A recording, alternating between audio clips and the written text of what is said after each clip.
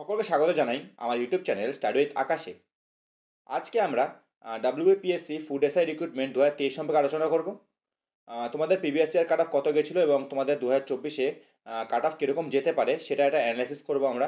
এবং তার সাথে জেনে নেবো যে তোমাদের যে এক্সামটা হবে, যেটা কথা আছে 16ই এবং 17ই মার্চ, সেটা ভোটের কারণে কি পিছিয়ে যেতে পারে, সেটার কোনো সম্ভাবনা আছে কি না, সেই বিষয়ে আলোচনা করব। তো ভিডিও শুরু করছি, কিন্তু ভিডিও শুরু করার আগে যদি তোমরা আমার চ্যানেল নতুন হও অবশ্যই চ্যানেলটি সাবস্ক্রাইব করে দিও এবং যদি ভিডিওটি পছন্দ হয় এটা লাইক করে দিও।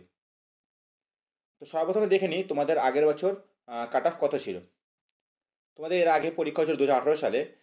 তো 2018 সালে তোমাদের টোটাল ভ্যাকান্সি ছিল 957 জনের, অর্থাৎ টোটাল পোস্ট ছিল 957 জন।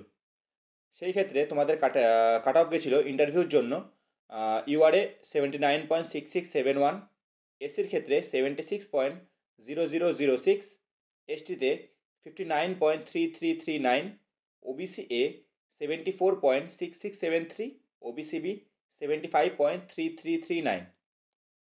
এই ছিল তোমাদের ইন্টারভিউ কাট অফ। অর্থাৎ তোমরা 100-র মধ্যে যারা 79 ইউআরএস, এসসিতে 76, এসটিতে 59, ওবিসি এ 74, ওবিসি বি 75 পেয়েছো, তারা ইন্টারভিউর জন্য ডাক পেয়েছিলে। তারপরে তোমাদের ইন্টারভিউ হয় এবং যে ফাইনাল কাট অফটা আসে, যারা চাকরি পেয়েছে তারা এই নাম্বারটা পেয়েছে। যারা ইউআর তারা পেয়েছে 91.1671, এসসি 88.6671, এসটি 78.8339, ওবিসি এ 88.6671 এবং ওবিসি বি 89.1674। তো তোমাদের ফাইনাল কাট অফটা যেটা গেছিলো সেটা এরকম গেছিলো কিছুটা। তো এই ছিল তোমাদের 2018 সালের কাট অফ।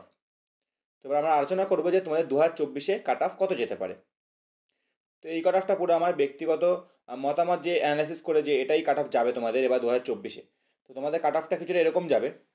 তোমাদের এই বছর টোটাল ভ্যাকান্সি আছে 480টি, অর্থাৎ যেটা তোমাদের আগের বছর ডবল ছিল সেটা এবছর হাফ হয়ে গেছে, অর্থাৎ এবছর না 6 বছর পর যে ভ্যাকান্সিটা বেরিয়েছে।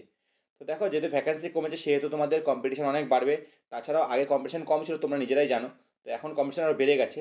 তো সেই হিসাবে তোমরা যদি ইন্টারভিউতে ডাক পেতে যাও, তোমাদের মোটামুটি ইউআরএ 84 থেকে 87-এর মধ্যে পেতে হবে। এসসির ক্ষেত্রে পেতে হবে 81 থেকে 84, এসটিতে 68 থেকে 73, ওবিসি এ 80 থেকে 84 এবং ওবিসি বি 83 থেকে 87।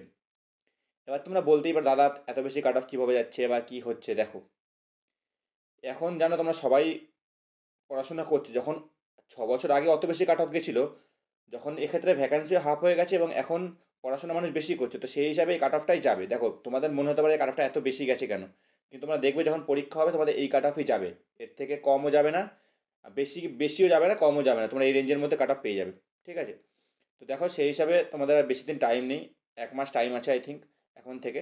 তো তোমরা ভালো করে প্রিপেয়ার করো এই পরীক্ষাটার জন্য। চেষ্টা করলে এই নাম্বারটা তোলা যাবে, একটু বেশি খাটতে হবে তাহলে নাম্বারটা তোলা যাবে। তো তোমাদের আমি এই যে কাট অফটা বললাম, এই কাট অফটা যারা ক্লিয়ার করতে পারবে তোমরা নিশ্চিন্তে তোমরা ইন্টারভিউর জন্য ডাক পাবে।